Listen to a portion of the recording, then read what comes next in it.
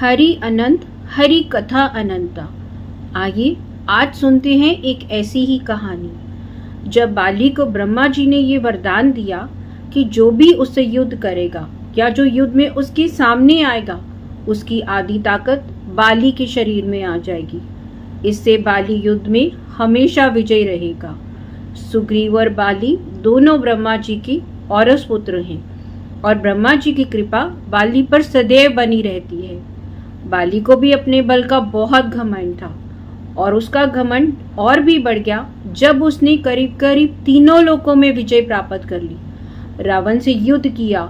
रावण को अपनी पूंछ में बांधकर 6 महीने तक पूरी दुनिया में घूमता रहा।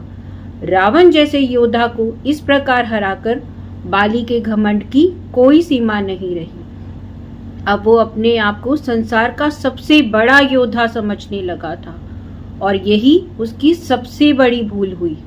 अपनी ताकत के मद में चूर एक बार वह जंगल में पेड़ पौधे सबको तिनकों के समान उखाड़ उखाड़ कर फेंक रहा था। हरे भरे वृक्षों को तहस नहस कर रहा था।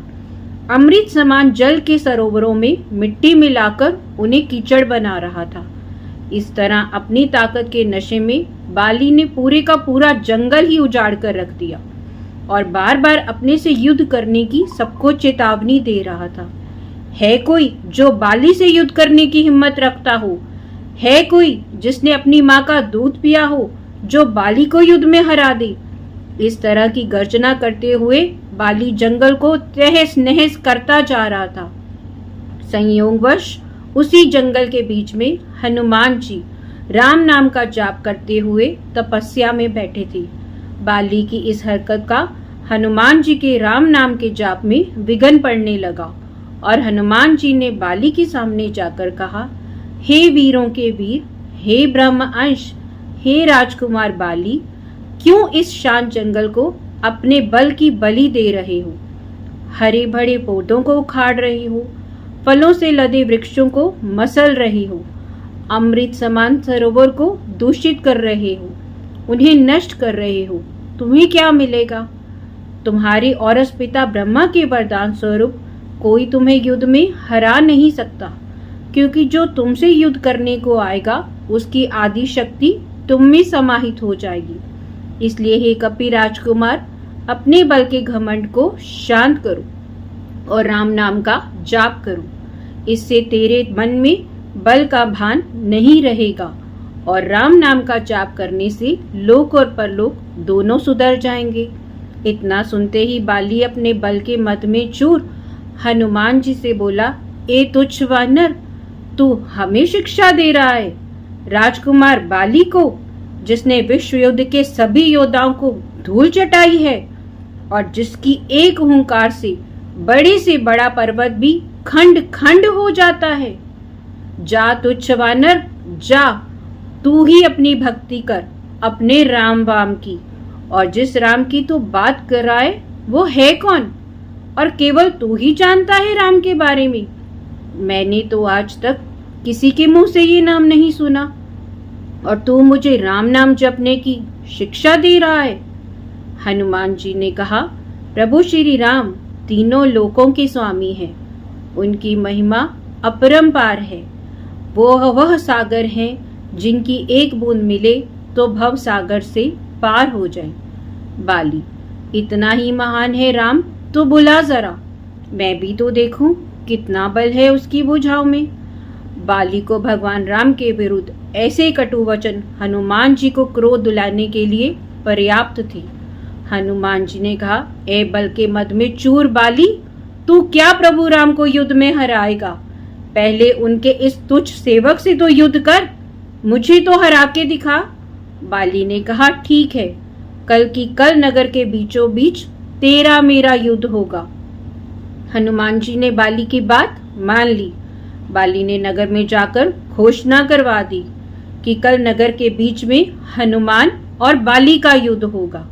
अगले दिन तय समय पर हनुमान जी बाली से युद्ध करने के लिए घर से निकलने ही वाले थे कि सामने ब्रह्मा जी प्रकट हो गए।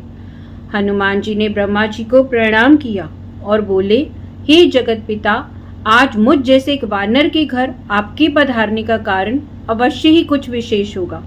ब्रह्मा जी बोले, हे अंजनी सुत, हे शिवांश, हे पवन पुत्र, हे राम भगत हनुमान, मेरे पुत्र बाली को उसकी उदंडता के लिए क्षमा कर दो और युद्ध के लिए ना जाओ। हनुमान जी ने कहा, हे प्रभु, बाली ने मेरे बारे में कहा होता तो मैं उसे क्षमा भी कर देता, परंतु उसने मेरे आराध्य श्री राम के बारे में कहा है, जिसे मैं सहन नहीं कर सकता, और मुझे युद्ध के लिए चुनौती भी देकर गया है, जो मुझे स्वीकार करनी ही होगी, अन्यथा सारे विश्व में ये बात कही जाएगी, हनुमान कायर है, जो ललकारने पर युद्ध करने के लिए नहीं जाता, क्योंकि एक बलवान योद्धा ने उसे ललकारा है।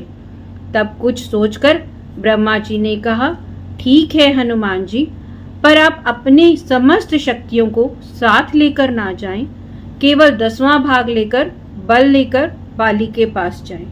बाकी बल को योग के द्वारा अपने आराध्य के चरणों में रख दें। युद्ध से आने के उपरांत फिर उन्हें ग्रहण कर लें। हनुमान जी ने ब्रह्मा जी का मान रखते हुए वैसा ही किया और बाली से युद्ध करने के लिए घर से निकले।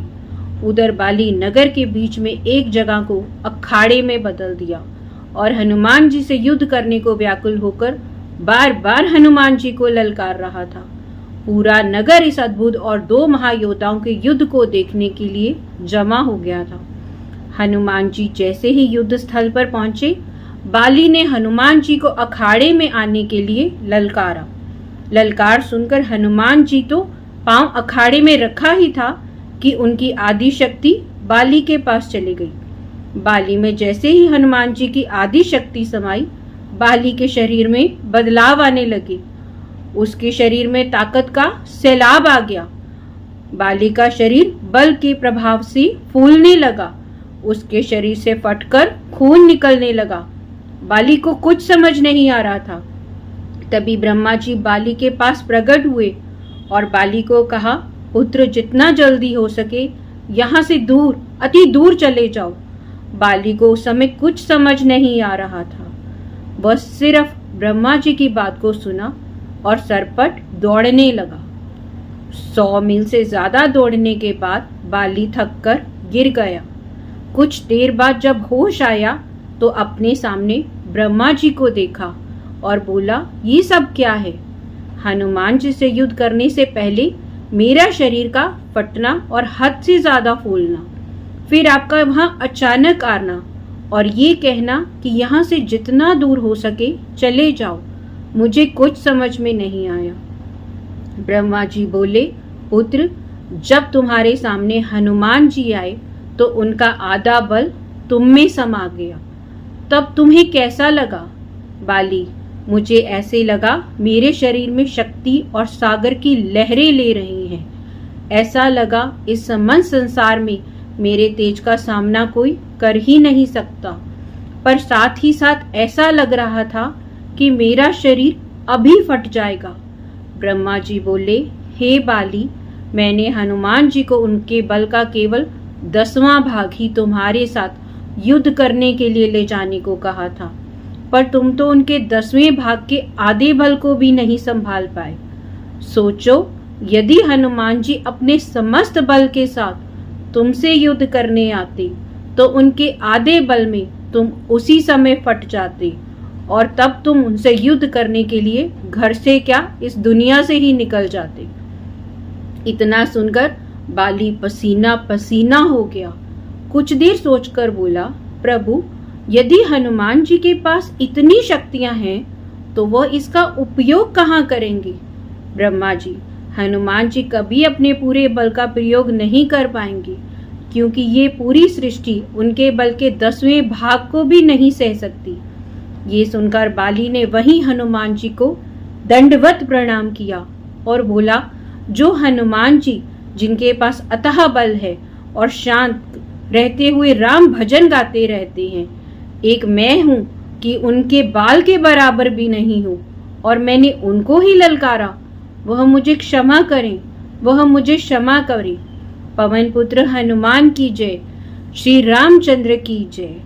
जय जय श्री राधे। जय जय श्री राधे।